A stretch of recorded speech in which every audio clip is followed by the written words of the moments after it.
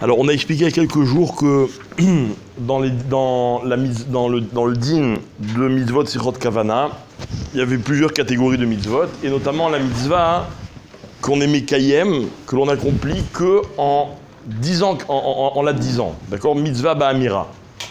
Et on a expliqué que le schéma, c'est donc l'un des exemples les plus connus d'une mitzvah que l'on accomplit, Ba'amira.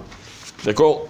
Donc, il y a plusieurs incidences à ce din-là, et notamment le fait qu'il est très important dans le schéma de prononcer correctement chaque mot. Alors évidemment, c'est toujours important de bien prononcer, d'accord? C'est bien dommage que certains ne soient pas là. C'est toujours important de bien prononcer, mais le schéma particulièrement. Alors, par exemple, dans le schéma, il y a un certain nombre de pièges qu'il faut savoir éviter. Alors les pièges,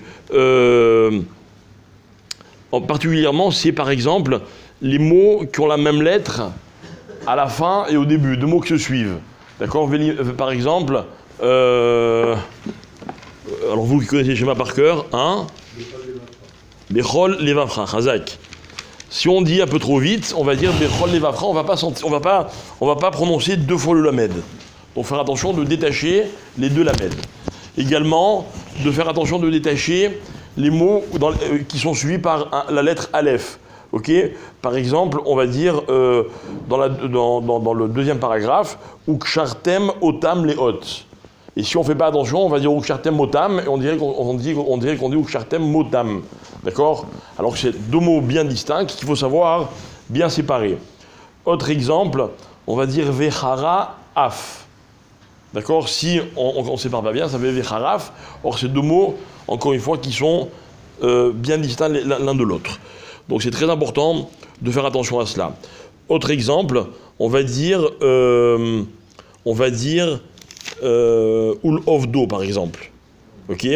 Alors, le sens, c'est Ul Ovdo, ça veut dire le servir. Si je dis Ul Ovdo et que ça sonne comme un Aleph, ça veut dire Chaz Shalom, c'est le perdre à Kadosh Baruch Hu. C'est un lachon de perte ou de destruction. D'accord? Donc celui qui dit pas bien ou le rovdo, il n'a rien dit. Asher nishba. Celui qui dit nishba, ça veut dire complètement autre chose. Ok? Autre exemple, vers la fin du schéma, on dit les man tizkeru. Celui qui dit, souvent quand on dit vite, on dit tizkeru. Tizkeru avec un sin, c'est-à-dire genre louer dans le sens location. D'accord?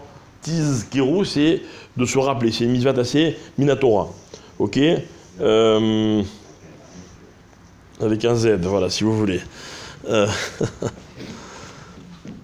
Ok. Pardon? Ou item auto. Il a fait même et Aleph. Ah, t'as mis venu mettre ça. Ok. Autre. Hein? Anavim et anawim. Anavim, ça veut dire des raisins. Bon, mais c'est pas dans le schéma. Non, c'est sûr que tous les Anawim ils disent le schéma comme il faut. Il gamal alay, c'est pas gamal alay, ça fait un chameau sur moi. Qui gamal alay.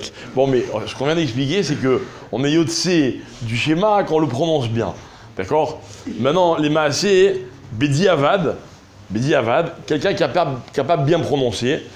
Un isbarti, attention bien, un isbarti chez mitzvah Kriyat Shema, c'est mitzvah chez Tlouya Ba'amira.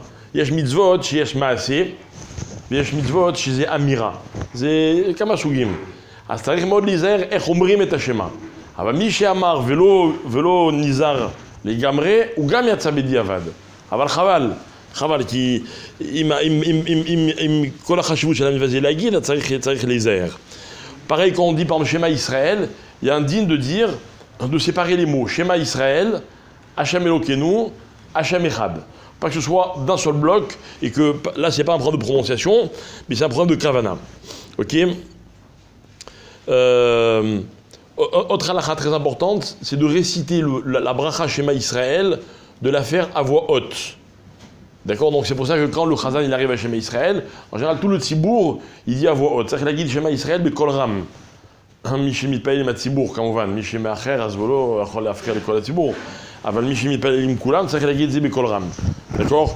Je disais à l'instant en hébreu que celui qui arrive en retard et qui est en train de rattraper, ou qui a. Il ne faut pas qu'il dise Shema Israël fort, il va déranger les autres.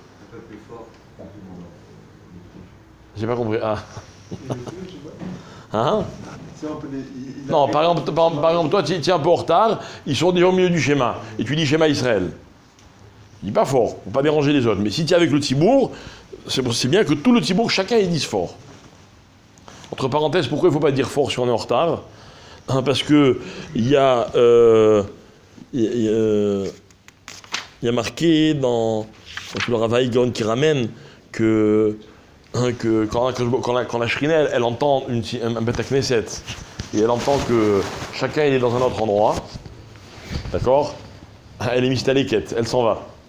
Elle dit ça m'intéresse pas de rester ici, hein, il est là, il est là, il est là. C'est pour ça que c'est très important que le Tzibour soit ensemble, et celui qui n'est pas avec les autres, il doit faire à voix basse. C'est pas seulement pour ne pas déranger les autres, c'est aussi par rapport à la Shrina. Ok, c'est bon pour aujourd'hui? Alors, l'allumage c'est à 16h45. 16h45, Mincha 17h05. Mincha Bechamesh Vachamisha.